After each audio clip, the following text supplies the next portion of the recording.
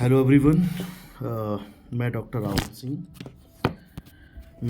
Rahul Singh from law study pointer YouTube channel से मैं एक सीरीज़ स्टार्ट करने वाला हूँ कॉन्स्टिट्यूशन ऑफ इंडिया पे। ये आज की पहली वीडियो है जिसको मैं रिकॉर्ड कर रहा हूँ। इस पे हम वन बाई वन वीडियो लेकर आएंगे और पूरा कॉन्स्टिट्यूशन पे इसी तरीके से हम वीडियो बनाएंगे। इसके अलावा हम और भी जो लॉ के सब्जेक्ट्स हैं उस पर भी हम जो है अपनी वीडियोस बनाएंगे और उसको भी हम जो है यूट्यूब पर अपलोड करेंगे। ठीक है, लेकिन अभी हम जो स्टार्ट कर रहे हैं वो आज की पहली वीडियो है जिसको हम स्टार्ट करने जा रहे हैं। और कॉन्स्टिट्यूशन का जो मेन टॉपिक है, जो कह सकते हैं कि कॉन्स्टिट्यूशन ऑफ इंडिया का जो हार्ट है, वो है प्रियम्बल। ठीक है, तो हम आज प्रियम्बल पे हम बात करने वाले हैं। तो आप सभी को मेरा नमस्कार। और मैं काफ़ी टाइम के बाद मैं यूट्यूब चैनल पे आज मैं अपनी वीडियोस जो है अपलोड करने वाला हूँ। तो जिन लोगों ने अभी तक हमारे चैनल को सब्सक्राइब नहीं किया है तो वो लोग हमारे चैनल को सब्सक्राइब करें और बेल आइकन को प्रेस करें, जिससे आपको आने वाली सभी वीडियोस के लिंक मिल सकें। तो इधर उधर की बात न करते हुए हम फोकस करते हैं अपने टॉपिक पे।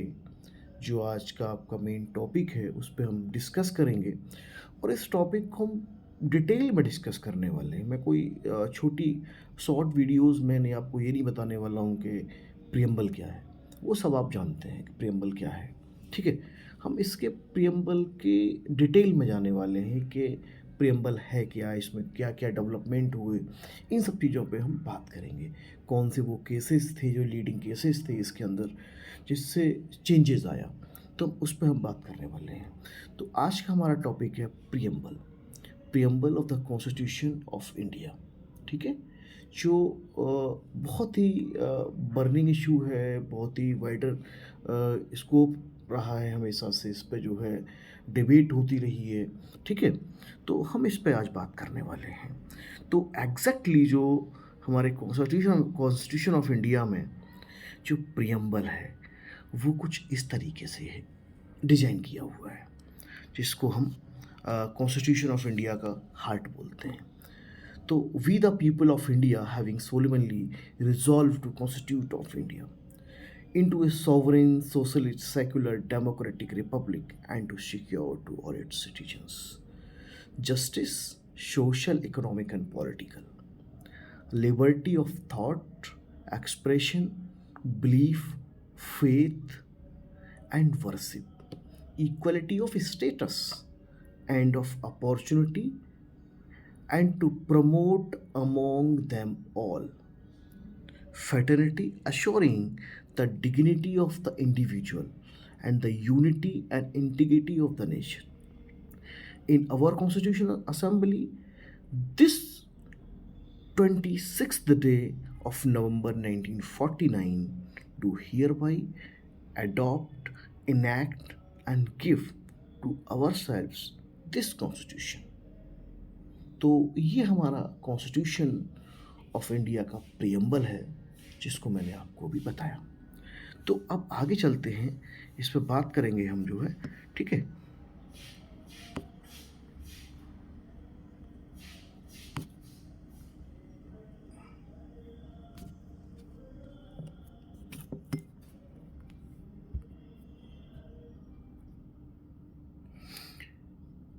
तो हम बात करते हैं कि इंट्रोडक्शन, छोटा सा इसका हम ब्रीफली इंट्रोडक्शन करेंगे। Preamble is an introductory statement of a constitution which lays down the ideals it attempts to promote.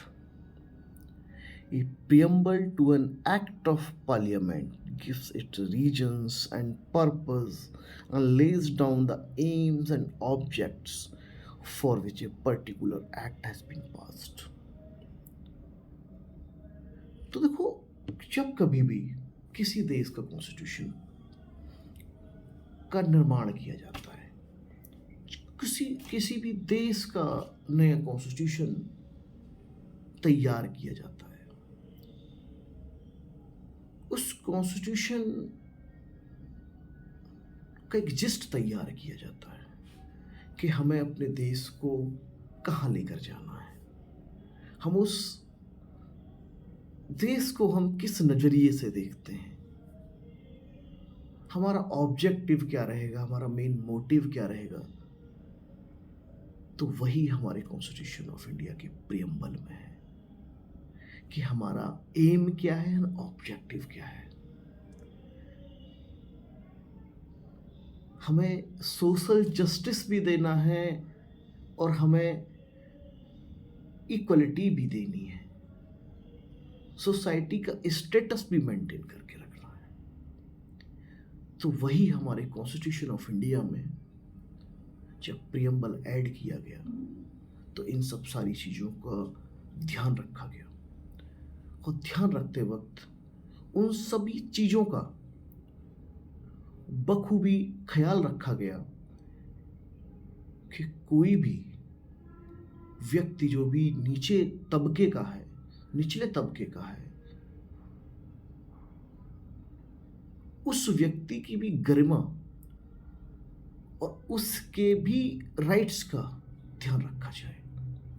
कोई भी व्यक्ति उसके भी राइट्स का वॉयलेशन न कर पाए, चाहे वो किसी भी पद और प्रतिष्ठा पे क्यों ना हो, चाहे वो कितना ही बड़ा क्यों ना हो। इसीलिए हम कह सकते हैं कि जो हमारा कॉन्स्टिट्यूशन है उससे बड़ा कोई नहीं है।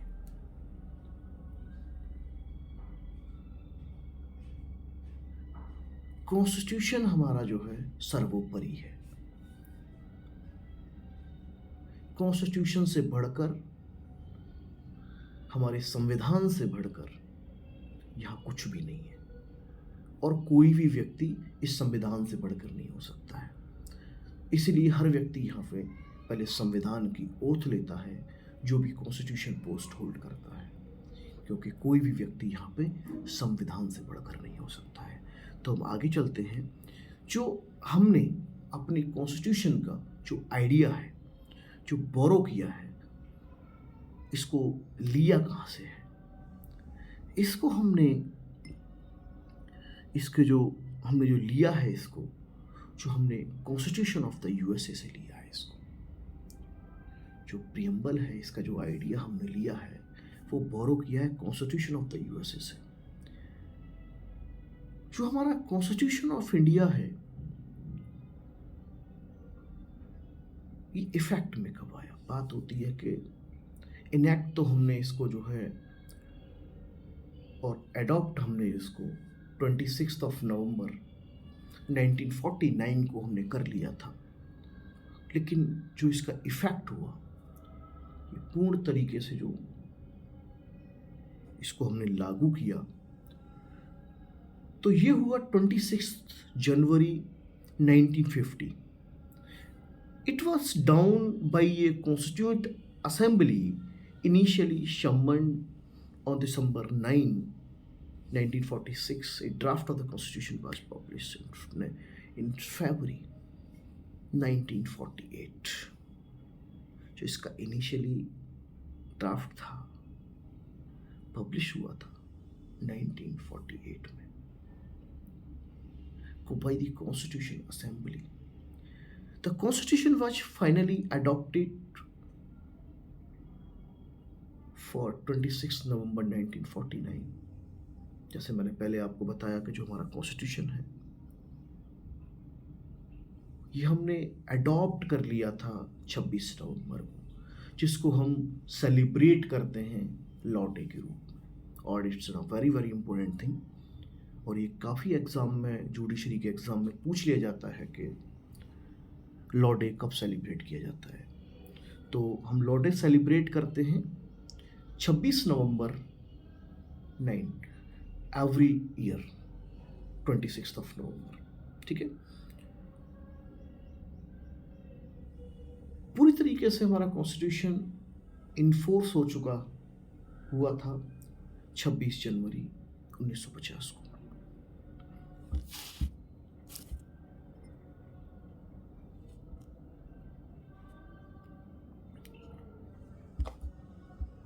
Now we the people of India, हम भारत के लोग, having solemnly resolved to constitute India into a sovereign, socialist, secular, democratic and republic, and to secure to all its citizens.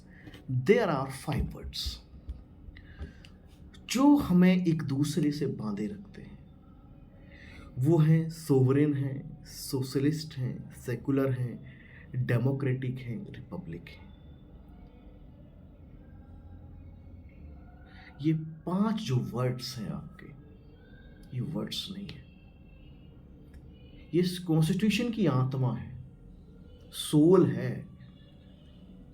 जिस पूरे कॉन्स्टिट्यूशन जो है पूरे देश के सभी व्यक्तियों को एक दूसरे से बांधे रखती है, हमें एहसास कराती है कि हम आज़ाद देश के नागरिक हैं।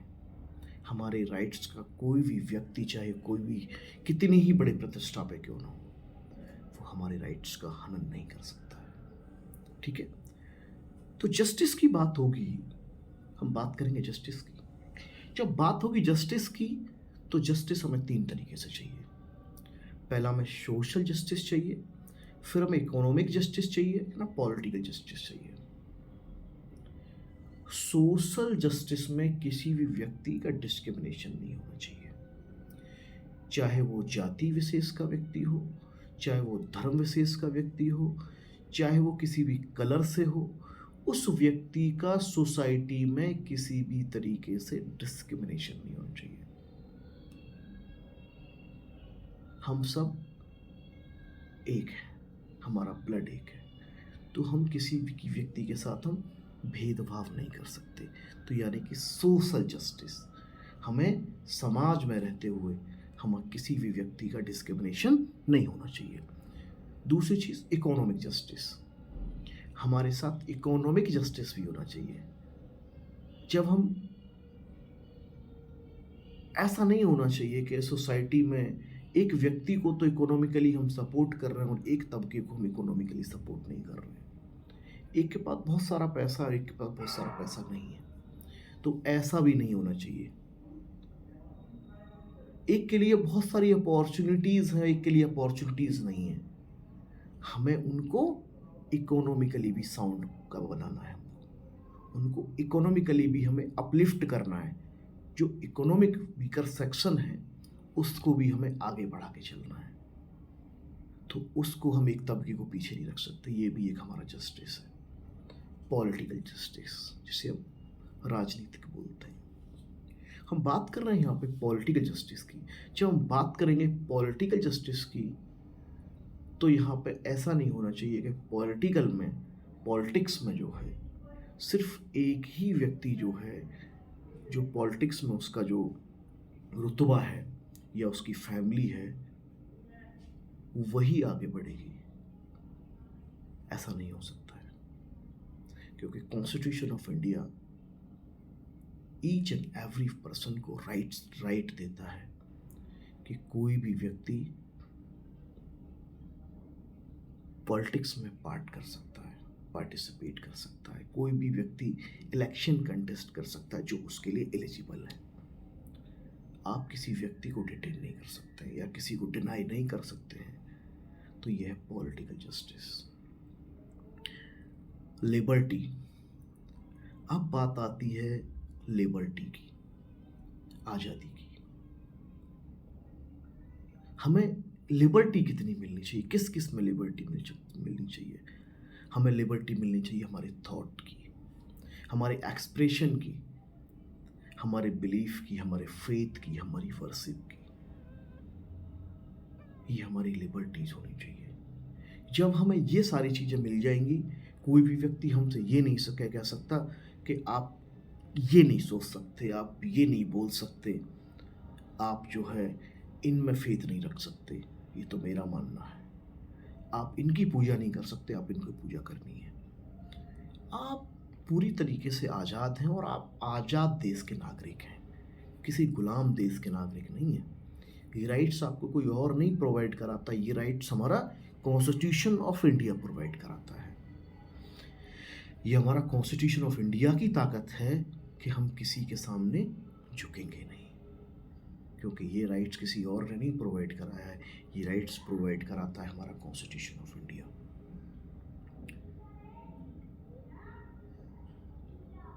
फिर बात आती है इक्वलिटी की। इक्वलिटी ऑफ स्टेटस, हमें यहाँ पे किसी के साथ भेदभाव नहीं करना है, राइट टू इक्वलिटी है। And opportunities and to promote among them all, हमें सबके लिए अपॉर्चुनिटी समान रखनी है। जो एक तबका बहुत पीछे चला गया है, जो आज उस बॉर्डर लाइन पर नहीं है, उसको भी हमें अपॉर्चुनिटी देनी है। हमें ऐसा नहीं करना है कि उसको पीछे हम छोड़ देंगे, उसको भी हमें साथ लेके चलना है, उसको भी हमें एक अपॉर्चुनिटी प्रोवाइड करानी है कि तुम भी आगे बढ़ो। ये आज़ादी, ये जो आज़ाद भारत है, जो आज़ाद भारत का कॉन्स्टिट्यूशन ऑफ इंडिया है, जो भारत का संविधान है, वो आपको इसकी इजाज़त देता है कि आप भी आगे बढ़ें। फ्रेटर्निटी, भाईचारा, assuring the dignity of the individuals and the unity and integrity of the nation। जब हम एक देश में रहते हैं तो बहुत सारे हमारे जो देश, हमारा जो भारत देश है, यहाँ पे विभिन्न जाति, विभिन्न रिलीजन्स, बहुत सारी भाषाओं का मिक्सचर है। यहाँ पे कोई एक भाषा और एक धर्म विशेष के लोग नहीं रहते हैं, यहाँ पे एक जाति के लोग नहीं रहते हैं। यहाँ पे हमारे देश में सभी धर्मों के लोग रहते हैं, विभिन्न भाषाओं के लोग रहते हैं। तो हमें अपने देश को एक सूत्र में बांध के रखना है, उसकी यूनिटी को बनाए रखना है, उसकी इंटीग्रिटी को बनाए रखना है, तभी तो हम सशक्त भारत बनेंगे। जो हमारी यूनिटी होगी, इंटीग्रिटी होगी, तभी हम सशक्त भारत बन सकते हैं। इस पे हम ऑलरेडी डिस्कस कर चुके हैं। जो हमारा ये सारी चीज़ें हैं, इन सबको हमने 26 डे ऑफ 1949 को अडॉप्ट कर लिया था। तो आगे चलते हैं। अब बात करते हैं कि इसका जो मैं बात कर रहा था कि पर्पज क्या है, ऑब्जेक्टिव क्या है। जो कॉन्स्टिट्यूशन है, जो प्रेम्बल ऑफ आवर कॉन्स्टिट्यूशन है, दो पर्पजेस पे बात करता है, दो चीज़ों पे बात करता है। पहला चीज़ है कि it indicates the source from which the constitution drives it's authority, and second thing, it also states that the object which the constitution seeks to establish and promote। इस पे preamble seeks to establish what Mahatma Gandhi described as India of my dreams। Mahatma Gandhi ji जो हमेशा violence के खिलाफ रहे, उनका क्या एक सपना था, गांधी जी क्या सोचते थे हमारे भारत के भविष्य के बारे में, और उनका क्या ड्रीम था, वो क्या सोचते थे, क्या उनका ड्रीम था, वो उन्होंने कहा यहाँ पे, an India in which the poorest shall feel that it is their country, in whose making they have an effective voice, an India in which all communities shall live a perfect harmony. There can be no room in such an India for the curse of untouchability or the curse of intoxicating drinks and drugs. Woman will enjoy as the same rights as man। Gandhi ji इस तरीके के अपने विचार रखते थे, और वो इस तरीके का एक उन्होंने सपना देखा था, उस सपने को साकार किया बाबा साहब भीमराव अंबेडकर जी के संविधान ने, और हम उसी में प्रयासरत हैं। हम कोशिश कर रहे हैं इस तरीके का हमारे भविष्य निर्माण हो सके हमारे देश का। आगे चलते हैं नेक्स्ट स्लाइड पे।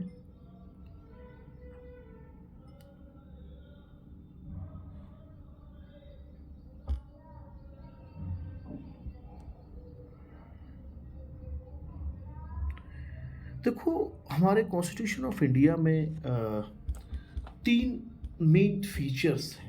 वो 3 फीचर्स में है sources of the constitution authority, nature of the state क्या होगा, and objective of the constitution, which I already discussed.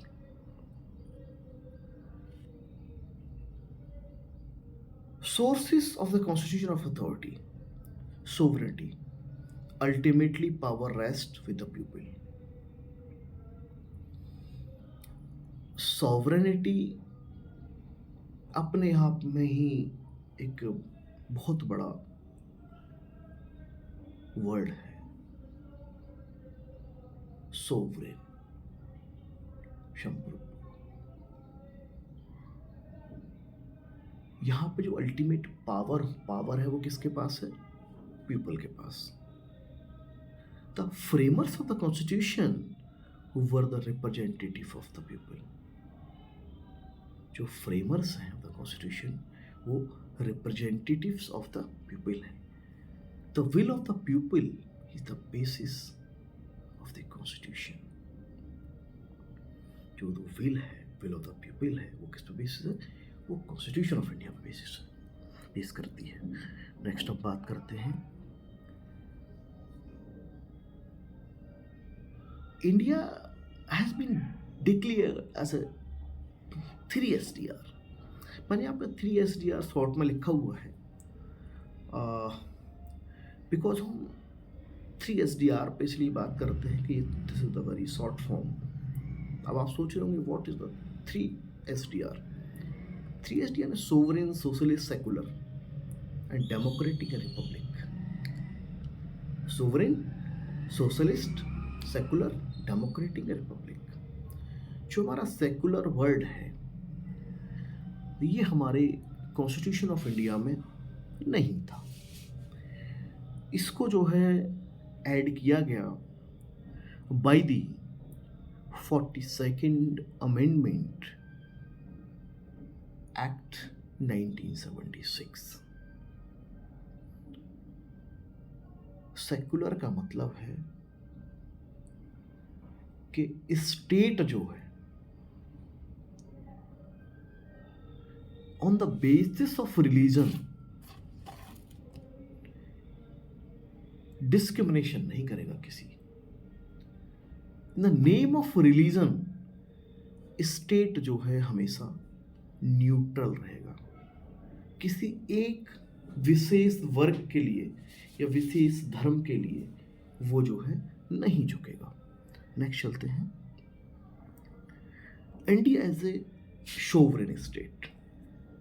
तो the word sovereign means supreme और independent. India is internally and externally sovereign, externally free from control of any foreign power, and internally it has a free government which is directly elected by the people and make laws that govern the people. यहाँ पे जो sovereign है, sovereign का मतलब होता है कि अपने आप में एक आज़ाद व्यक्ति। हम सुप्रीम हैं, आज़ाद हैं, इंटरनली और एक्सटर्नली हमारे ऊपर किसी का प्रेशर नहीं है। हम किसी भी कंट्री के गुलाम नहीं हैं, हम अपने आप में आज़ाद हैं। हम किसी के दबाव में काम नहीं करेंगे, किसी भी फॉरेन कंट्रीज़ के लॉज को नहीं फॉलो करेंगे। हम हमारे अपने लॉज हैं, हमारी अपनी चुनी हुई गवर्नमेंट है। हमारे जो पीपल्स ऑफ इंडिया हैं, क्योंकि हम डेमोक्रेटिक हैं, हमारे पीपल, जो हमारे यहाँ के लोग हैं, वो गवर्नमेंट चुनते हैं, और हमारी गवर्नमेंट फ्री है, किसी भी कंट्रीज़ के लॉज को फॉलो नहीं करेगी। ठीक है, नेक्स्ट चलते हैं, हम जो है बात करते हैं कि सोशलिस्ट।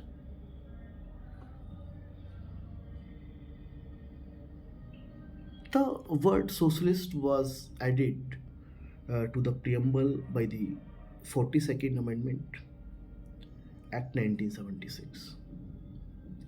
इससे पहले ये वर्ड था नहीं सोशलिस्ट हमारे यहाँ पे, कॉन्स्टिट्यूशन ऑफ इंडिया में इसको बाद में ऐड किया गया 1976 में।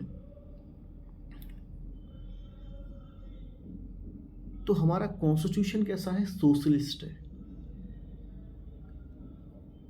हर तबके के बारे में सोचने वाला है। हमारा कॉन्स्टिट्यूशन सोशलिस्ट थ्योरी पे बेस्ड है। It implies social and economic and equality.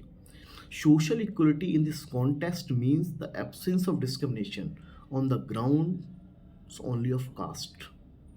It implies social and economic equality. Social equality in the context means the absence of discrimination on the grounds only of caste, color. It implies social and economic equality. Social equality in this context means the absence of discrimination on the grounds only of caste, color, creeds. It implies social economic equality, social equality of the context means the absence of discrimination on the based on only of caste, color, creed, sex, religion, language. हम इन basis पे हम किसी का discrimination नहीं कर सकते। कौन कौन से वर्ड्स पे? कास्ट पे नहीं कर सकते, सेक्स पे नहीं कर सकते, रिलीजन पे नहीं कर सकते, लैंग्वेज पे नहीं कर सकते, और रीजन के बेसिस पे हम उसका डिस्क्रिमिनेशन नहीं कर सकते। नेक्स्ट चलते हैं,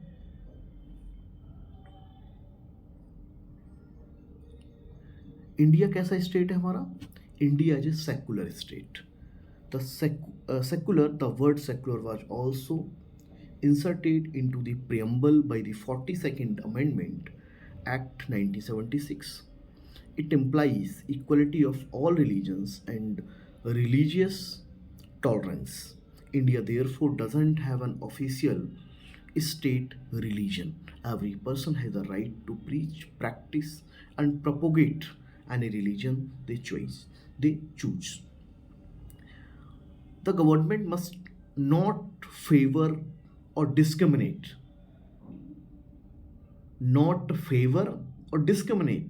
against any religion.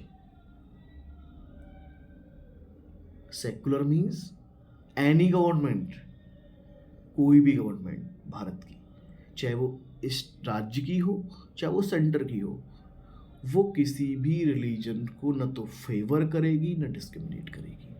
It must treat all religion with equal respects. all citizens irrespective of their religious beliefs are equal in the eyes of law. No religious instructions is imparted in government or governmental aided schools.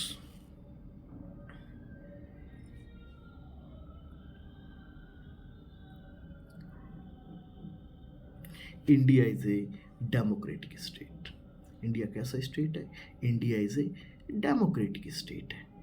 यहाँ पे India में कैसी democracy है? हमारे यहाँ पे जो government elect की जाती है वो बाय द पीपल इलेक्ट की जाती है। नेक्स्ट चलते हैं, इंडिया कैसा स्टेट है? India is a republic state है। India qualifies to be republic. The president is indirectly elected by the people for a fixed tenure, and he makes of his power on the advice of a council of ministers which is responsible before Lok Sabha, which is the house of the people's representative, directly elected by them on the basis of universal adult franchise. हमारे state कैसा है? Republic है, यानी कि हमारे यहाँ पे president भी होता है, राष्ट्रपति जी होते हैं हमारे यहाँ पे, और उनका इलेक्शन हमारे यहाँ पे इनडायरेक्टली होता है। इनडायरेक्टली यानी कि जो लोकसभा के मेंबर्स होते हैं, जो house of the peoples representative होते हैं, वो डायरेक्टली इलेक्टेड चुने जाते हैं। हम जो इलेक्शन होते हैं हमारे यहाँ पे, उन इलेक्शंस के थ्रू जाते हैं और वो वहाँ जाके किसको इलेक्ट करते हैं, वो जो है हमारे प्रेसिडेंट ऑफ इंडिया को इलेक्ट करते हैं। ठीक है। जो मेन पर्पस है ऑफ द कॉन्स्टिट्यूशन उसका, the foremost objective is to secure justice for the people of India so that they are able to make development of their personality. The main objective of the constitution, justice. The foremost objective is to secure justice for the people of India so that they are able to make development of their personality. Social justice, economic justice and political justice I already discussed. हमारी liberty, the other objective is to secure liberty of the people of India and the different kinds of liberties are given. Liberty हमारी thought में होनी चाहिए, expression, belief and faith and worships. Next हम बात करते हैं equality.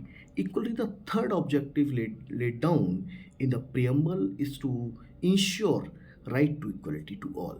Article 14 of the Constitution of India, under the different kinds of equalities are equality of status.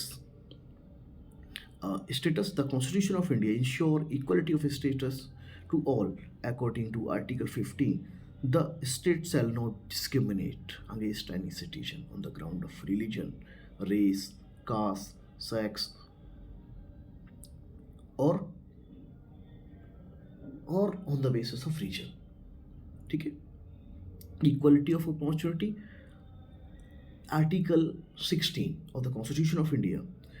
The Constitution provides equality of opportunities for all citizens in matter relating to employment or appointment to any office under the state. यहाँ पे किसी का discrimination नहीं होगा on the basis of these things. To promote fraternity, हमारा main उद्देश्य है कि मेन पर्पस है हमारे समाज में भाईचारा बना रहे। The preamble stresses to promote fraternity among the people of India so that they are able to rise above the narrow feelings of communalism, lingualism, regionalism, provincialism, racism and casteism. जब यहाँ पे इतने सारे धर्मों के लोग, जातियों में बटा हुआ समाज, बहुत सारी भाषाओं वाला देश को एक सूत्र में पिरोना इतना आसान नहीं है। इस देश को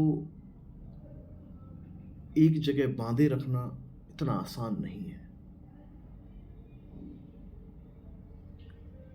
देशभक्ति की भावना बनाए रखना इतना आसान नहीं है। देश से प्यार कराना इतना आसान नहीं है। ये कब आएगा? जब हम भाईचारा बना के रखेंगे। बहुत ज़रूरी है कि हमारे कॉन्स्टिट्यूशन ऑफ इंडिया इसी को प्रमोट करता है कि हम एक दूसरे से मिलजुल के रहें और हम जो है unity and integrity of the nation रखें। Assuring the dignity of the individual, हमें ये इंश्योर करनी है कि हम एक दूसरे की डिग्निटी को मेंटेन करके रखें। ये हमारा परम कर्तव्य है। Assuring the unity and integrity of the nation, हमें अपने देश की एकता और अखंडता को बनाए रखना है। नेक्स्ट हम बात करते हैं significance of the preamble. Significance क्या रहा? The preamble of the Indian constitution reflects the basic structure and the spirit of the constitution. It is regarded that the preamble serves as the generalizing tool for interpretation of the Constitution as a whole. The preamble acts as the preface of the Constitution of India and lays down the fundamental values and philosophical ideas and represent the entire Constitution in its written words. It contains the basic features of the Constitution and is considered to be a vital part The preamble is significant because it highlights the type of society and government it wishes to establish. However, the preamble doesn't contain laws enforceable in a court, but no law can be enacted or amended in a manner that violates the spirit of the of the preamble. Thus, the preamble of the Constitution of India is unmeanable and unalterable, अनअमेंडेबल. जो constitution of India है वो अनअमेंडेबल है. तो ये this is the mistake है, यहाँ पे अनमीनेबल लिखा हुआ है. दिस द वर्ड जो है अनअमेंडेबल है, अनअमेंडेबल एंड अनअल्टरेबल, जिसको हम अपने कॉन्स्टिट्यूशन ऑफ इंडिया का जो प्रियम्बल है उसको हम अमेंड नहीं कर सकते हैं. जो उसका बेसिक स्ट्रक्चर है, जो बेसिक स्ट्रक्चर है उसको कॉन्स्टिट्यूशन ऑफ इंडिया का, उसको हम क्या नहीं कर सकते हैं, उसको हम अमेंड नहीं कर सकते हैं उसको. इस पे हम बाद में बात करेंगे, किसी दिन और हम वीडियो बनाएंगे कि what is the basic structure. उस पर बात करेंगे कि बेसिक स्ट्रक्चर की कहानी क्या है और बेसिक स्ट्रक्चर कहाँ से डेवलप हुआ और किस तरीके से ये एक वर्ड आया बेसिक स्ट्रक्चर. इसमें कुछ लीडिंग केसेस हैं, जैसे री यूनियन केस है, सज्जन सिंह केस है, केशवानंदा भारती केस है, एच.आर. बोमई केस है ना. इन केसेस को हम डिस्कस करेंगे अपनी नेक्स्ट वीडियो में. ठीक है, तो मैं बस मैं वेरी शॉर्ट में आपको बता देता हूँ कि जो रीबेरू केस था ये फर्स्ट केस था और सुप्रीम कोर्ट ने इस केस में कहा कि preamble is not the part of the constitution. Supreme court ने कह दिया कि प्रियम्बल जो है ना कॉन्स्टिट्यूशन का कोई पार्ट वार्ट नहीं है, मना कर दिया, कॉन्स्टिट्यूशन का पार्ट नहीं है. वहीं फिर दूसरा केस आया इसके 5 साल बाद, सज्जन सिंह केस. और सज्जन सिंह केस में supreme court held that the preamble is the sum and substance of the features of the constitution. जो नेक्स्ट इम्पोर्टेंट केस था, बहुत इम्पोर्टेंट केस था, जिसने पूरे कॉन्स्टिट्यूशन की हिस्ट्री को चेंज करके रख दिया, जिसको हम बोलते हैं मिनी कॉन्स्टिट्यूशन. इस केस के बिना अगर आप कॉन्स्टिट्यूशन डिस्कस कर रहे हैं और प्रियम्बल पढ़ रहे हैं, बेसिक स्ट्रक्चर पढ़ रहे हैं या फिर अमेंडमेंट पढ़ रहे हैं, तो कॉन्स्टिट्यूशन अधूरा है. हम डिस्कस करेंगे इस पर किसी और दिन, मैं वीडियो आपको अपलोड कर दूंगा. इस केस में कहा preamble is a part of the constitution and basic structure of the constitution. अब एक नया वर्ड यहाँ पर निकल के आ गया है, basic structure of the constitution. इस पर किसी दिन और दिन बात होगी कि क्या है बेसिक स्ट्रक्चर. मैं आपको बताऊंगा कि what is the basic structure, और बेसिक स्ट्रक्चर की कहानी क्या है वो भी मैं आपको बताऊंगा किसी दिन. और यहीं पे इसी यहाँ जब भी 1976 में के आसपास जो अमेंडमेंट हुआ 42nd अमेंडमेंट, यहीं पर सेकुलर वर्ड को ऐड किया गया था. फिर एक केस हुआ, इसको सेकुलर वर्ड को चैलेंज किया गया कोर्ट में कि भाई हम अपने कॉन्स्टिट्यूशन ऑफ इंडिया को या अपने देश को सेकुलर नहीं बना सकते. तो HR. Bommai versus union of India 1994 में सुप्रीम कोर्ट ने क्लियर कर दिया कि सेकुलरिज्म जो है वो भी कॉन्स्टिट्यूशन ऑफ इंडिया के प्रियम्बल का एक पार्ट है, इसको हम हटा नहीं सकते. ये भी एक बेसिक स्ट्रक्चर है. ठीक है, आज के लिए थैंक यू सो मच. आज हम इतना ही डिस्कस करेंगे इसमें. अगर आपने अभी तक हमारे इस चैनल को सब्सक्राइब नहीं किया है तो आप हमारे इस चैनल को सब्सक्राइब कर लीजिए, जिससे आपको आने वाली सभी वीडियोस की लिंक मिल सके आसानी से। और thank you so much, thank you so much everyone, and मिलते हैं नेक्स्ट वीडियो में। तब तक के लिए नमस्कार, थैंक यू सो मच।